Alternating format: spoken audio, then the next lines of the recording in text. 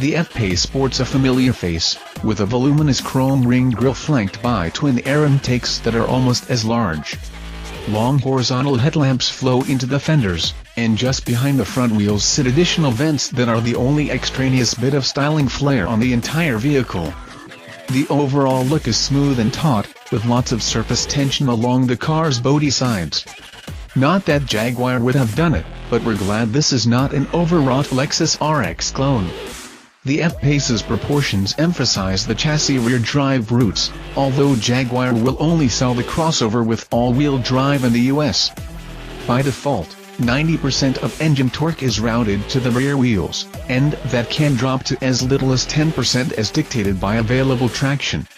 While the good old KISS acronym applies to the car's styling, it applies equally well to the driving dynamics with one slight modification: keep it sporty, stupid. A rigid aluminum chassis, it would be all aluminum if the rear floor weren't steel to ensure proper 50/50 weight distribution, is derived from the same architecture as the XE sedan, rejiggered to sit higher off the ground and allow for greater suspension travel. As you'd expect, the F-Pace drives a heck of a lot like a sports sedan, only giving up the illusion if you notice how high you're sitting from the road. Jaguar has nailed the driving dynamics of the F-Pace. Steering is linear and, in dynamic mode, perfectly damped. The ride-on models equipped with adaptive suspension is firm and controlled, even with massive 22-inch wheels fitted. 18 and 20-inch wheels come standard on the lower grades, and only the first 275 first edition models will come with the Pirelli P0 tires our test cars wore.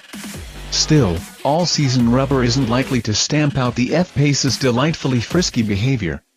We kicked off our F-Pace experience in the top-rung, 380 horsepower Cesium Blue First Edition trim.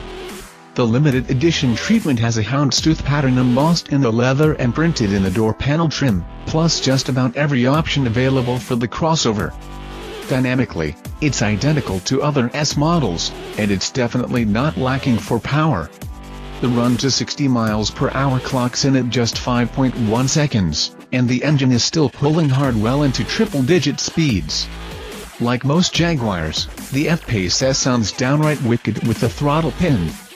There's very little supercharger whine inside the cabin, and none of the popping and sputtering antics of an F-Type with this engine. Instead, the exhaust note is smooth and refined, though always audible.